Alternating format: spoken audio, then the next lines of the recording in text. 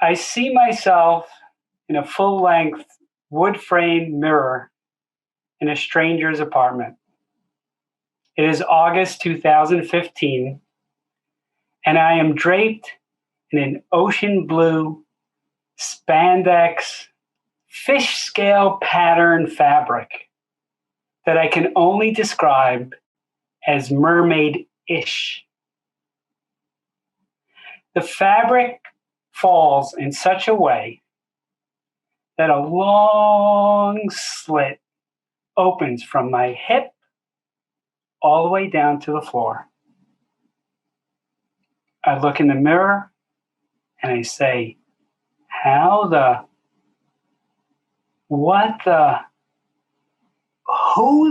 fuck is that? I grew up a typical Brooklyn boy. Give me a ball, basketball, a football, a sponge ball, send me outside to East 9th Street, and I could play for hours. By 2015, I had grown up to be Banana Republic man. Married for 27 years, a father of 3. I would head to my small business, to the office in Midtown every day on Broadway and 37th Street in my Banana Republic uniform.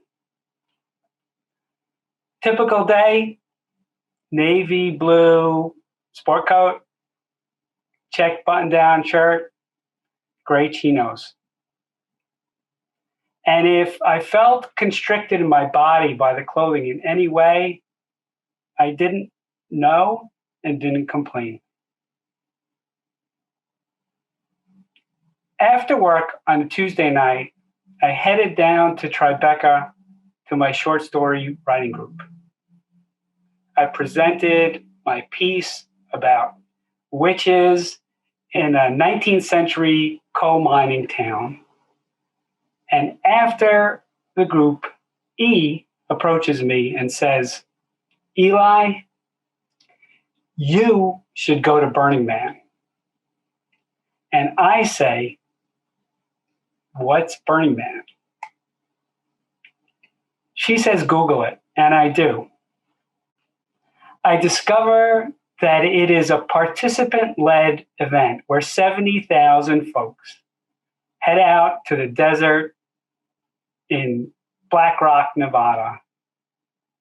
And one of the guiding principles is radical self-expression. That lights me up. And I say to myself, I want to go.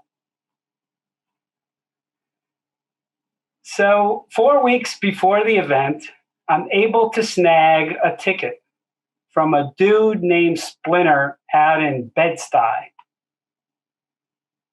And I only have a few weeks to get everything I need to survive in the desert, including food and water. But that does not bother me at all. No problem. I'm a logistics guy. So I get my spreadsheets going. I've got multiple tabs, pivot tables, auto conditioning, and I start checking things off the list.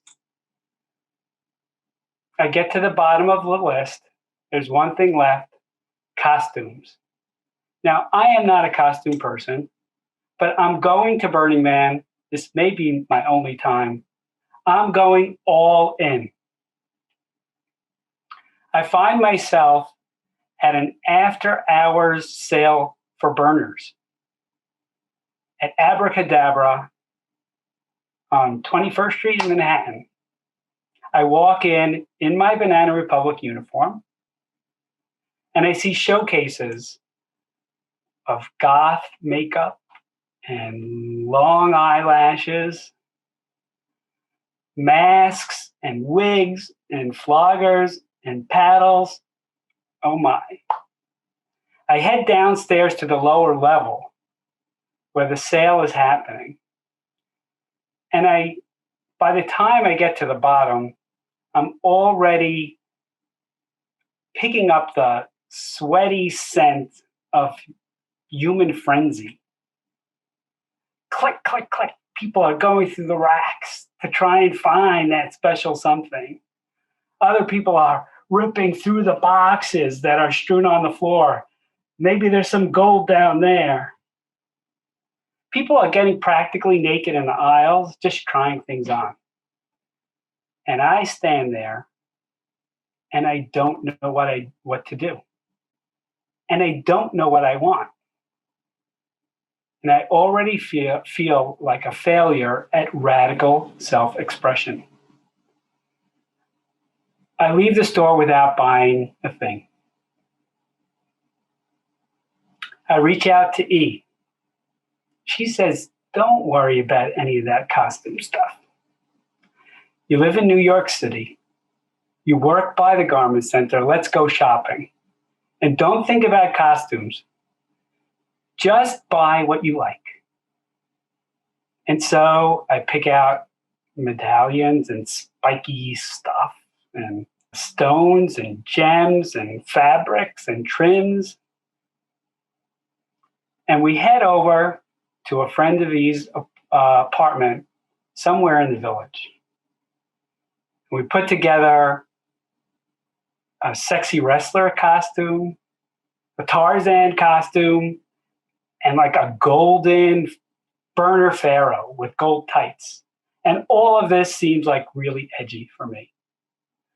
But then she wraps a blue fabric around my body, ties it over the shoulder, pops a purple boy cut wig on my head, says, go into the bedroom and check it out, see what you think. So in the bedroom, I strip down to my shorts, wrap the fabric back around me, tie it over my shoulder.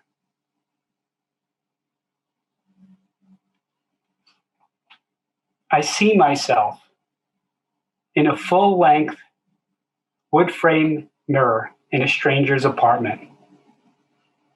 Wrapped around me is an ocean blue spandex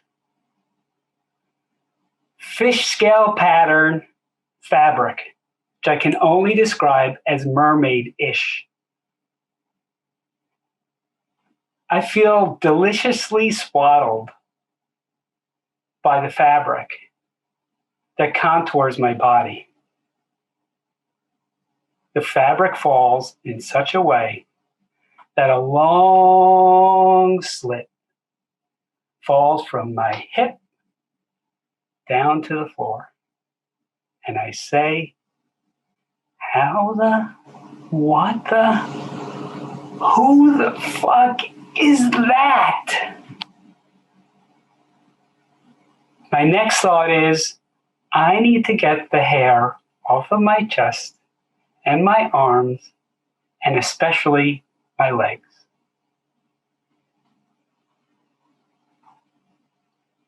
I head home to my spouse of 27 years and say, I need help getting the hair off of my body. And in what I can only describe as the most epic act of love, the night before Burning Man, she takes me into the bathroom,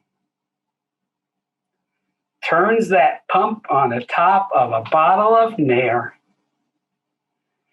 pumps a few dollops onto the smooth side of that little egg crate sponge, and spreads it on my leg. She says, now you try, and I'll get everywhere else. So I do, and she does. And she sets a timer. And we wait as the noxious fumes of Nair are singeing our nostrils. The timer goes off, but I feel the Nair burning my skin. It's burning my arms and my nipples. and my inner thighs. She takes the other side of the sponge and wipes it along my arm, and the hair melts like magic. She hands it off to me, and I do the rest. And by the end, there is hair everywhere. When I step out of the shower, I didn't know it then, but at that moment, gender arrived for me. Or should I say, non-gender arrived for me. I was mesmerized by my leg. I couldn't stop looking at it. I couldn't believe it was mine. That night, the whole flight over to Reno, staring at my leg. On the Burner Express bus out to Black Rock, I'm staring at my leg. And I think for half of that week in Burning Man, I couldn't stop looking at my leg. I just couldn't believe it. Well, it didn't take long, and I was a costume person. The sexy wrestler, and the Tarzan, and the gold burner pharaoh. But there was one costume I didn't put on. It's the last day of Burning Man, and I still hadn't touched that blue fabric. So I head into the tent, I get myself dressed, and for 1 hour, I cannot come out of the tent. Now, this is Burning Man. Nobody gives a shit. The costumes that people are wearing, you can't imagine, or they're not wearing anything at all. But I couldn't. It took 1 hour till I had the courage to step out in this costume. And when I did, it turned out to be just a lot of fun and great pictures. Well, back in Brooklyn, I noticed that everybody's wearing costumes too. They're just more boring than Burning Man costumes. And the men's costume set is boring as fuck. And I realized that we're all in this huge global public theater, all of us together, working hard to convince us that gender is some naturally occurring phenomenon. And it's a really convincing game. It convinced me for 50 years. And so I decided that I would keep one reminder on my body, one act of resistance every day to remind myself that this was not so. So if it was a pedicure, I started off small. Maybe it was clear nail polish. Eventually it went on to sugar daddy pink. Yeah, sugar daddy. A shaved calf, pink shorts, jeggings, leggings, form-fitting clothes. Until one day in 2017, I pick out a tank dress from Buffalo Exchange and decide now is the time to wear that to a 5 Rhythms dance.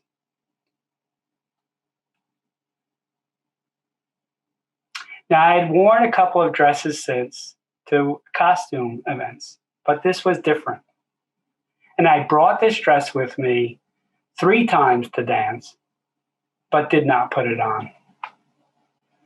On the 4th time, I decided that I would put it on, but hike it up above my shorts. And then only once I was in the dance would I let the fabric drop. And so I do. And after the warm-up, I let that fabric drop 12 inches to cover my shorts. And that 12 inches feels like kryptonite. I am paralyzed with fear, my eyes shut tight.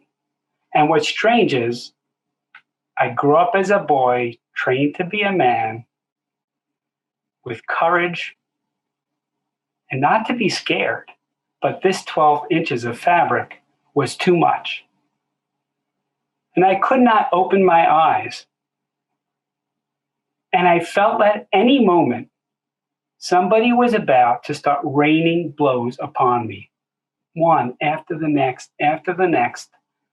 until I would fall to the floor, and then they start kicking me.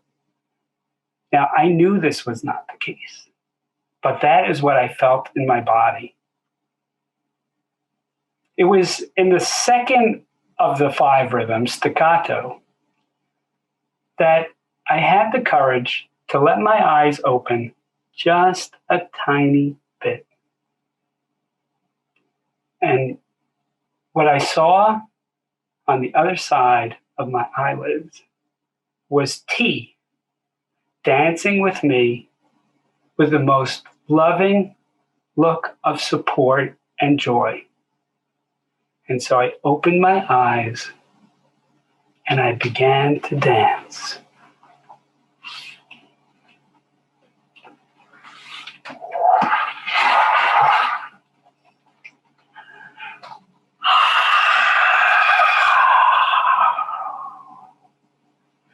And then I danced with somebody else, and everybody in that room in the most joyous of 2 hours. After the dance, a former military man who worked in the bomb squad says to me, "Eli, you have balls." Climbing out of the man box feels to me like stepping into a vast space of luxury and possibility for fun, creativity, and for growth. My name is Eli Cohen. I am the founder of Spacious Human. Over these years, I have found that dress and appearance were only a very limited part of how I have changed. The way I listen, communication, my relationships, my relationship to success, how we run our household, and even in my body, how I experience desire and pleasure. And now I want to play a part in expanding human possibility. So that one day, when a young human, or even an older one, steps in front of a mirror, what they will see is all of the most wondrous and wide-ranging possibility, most wide-ranging selves looking right back at them.